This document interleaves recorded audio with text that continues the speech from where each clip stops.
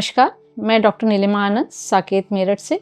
मैं एक ऑर्थोडोंटिस्ट हूँ and I am dealing with braces. मैं आपको बच्चों की कुछ हैबिट्स के बारे में, ऐसी बैड हैबिट्स के बारे में जिनका इफ़ेक्ट उनके दांतों पे पड़ सकता है और क्या क्या पड़ सकता है और उसको बचाने के लिए क्या करना है, वो ब्रीफ में डिस्कस कर रही हूँ। बच्चों की कुछ हैबिट्स होती हैं जैसे कि mouth breathing, nail biting, finger sucking, bruxism, tongue thrusting. इस तरह की हैबिट्स होती हैं जो उनके दांतों पे, मसूड़ों पे और सॉफ्ट टिश्यू पे गलत इफेक्ट डाल सकती है। तो इनका प्रभाव कितना पड़ेगा डेंटिशन पे, वो 3 बातों पे निर्भर करता है। एक तो ड्यूरेशन, कितने ड्यूरेशन के बच्चे ने, सपोज वो थंब सकिंग करता है, कितने ड्यूरेशन के लिए थंब सकिंग करी।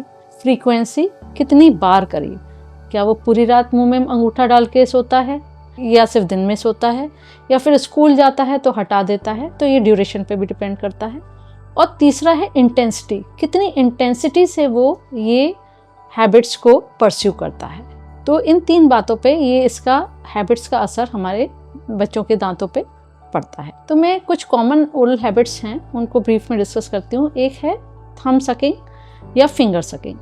बच्चे शुरू में, बचपन में तो मुंह में अंगूठा डाल लेते हैं और उसका अगर ये हैबिट लंबे टाइम तक परस्यू नहीं हो तो उसका कोई ऐसा इफेक्ट नहीं पड़ता। लेकिन अगर ये हैबिट बहुत लंबे टाइम तक बच्चा परस्यू करे और ना छोड़ पाए तो उसका दांत उसके बाहर आने लग जाते हैं, ओपन बाइट हो जाती है जिससे कि उसकी टंग भी बाहर आने लगती है, टंग थ्रस्टिंग हो जाने लगती है और आर्चेस नैरो हो जाती हैं, ऊपर का जबड़ा नीचे का जबड़ा थोड़ा सा नैरो हो जाता है। फिर है, ये तो हो गया थंब सकिंग या finger sucking. Mouth breathing, mouth breathing में बच्चा जो है नाक के बजाय मुंह से सांस लेता है। ऐसा किसी विशेष कारण से भी हो सकता है, जैसे बच्चे को नाक के रास्ते में कोई प्रॉब्लम हो, नाक का जो ब्रिज है वो तो टेढ़ा हो, टॉन्सिल्स बहुत बड़े हों, तो बच्चा जेन्युइनली मुंह नाक से सांस ले ही नहीं सकता।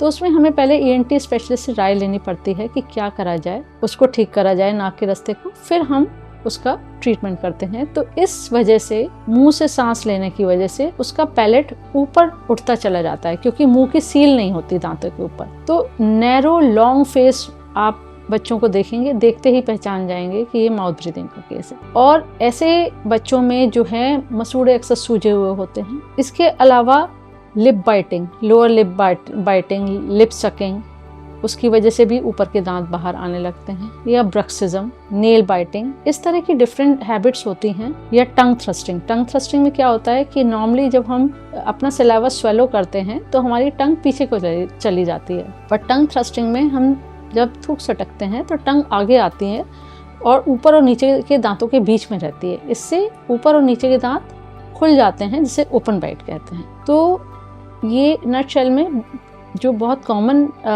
हैबिट्स हैं वो उनके बारे में मैंने आपको बताया। तो अब इसके बारे में करना क्या है, ट्रीटमेंट क्या है। सबसे पहले तो हमें काउंसलिंग की ज़रूरत होती है, बच्चे को समझा बुझा के, और पेरेंट्स को ये बताया जाता है कि उसको बार बार टोके नहीं। अगर बच्चा थंब सकिंग कर रहा है तो उसके साथ कोई एक साइन बना लें कि हमें टैप करना है या चुटकी बजानी है, जिससे कि उसको, बच्चे को पता चल जाए कि मेरे को ये हैबिट हटानी है। बार बार टोके नहीं, किसी अजनबी के सामने या किसी अपने फ्रेंड और रिलेटिव्स के सामने डिस्कस ना करें उसकी प्रॉब्लम को, तो ये करना है। और उसके अगर बच्चा विलिंग है तो धीरे धीरे ये हैबिट जो है रिट्रैक्ट कर जाती है। इसके बावजूद भी, बच्चा कोशिश करने के बावजूद अगर ये हैबिट नहीं छोड़ पा रहा है तो डिफरेंट अप्लायंसेज आते हैं, जैसे कि जिन्हें हैबिट ब्रेकिंग अप्लायंस कहते हैं, जैसे कि habit breaking appliance for tongue thrusting आते हैं।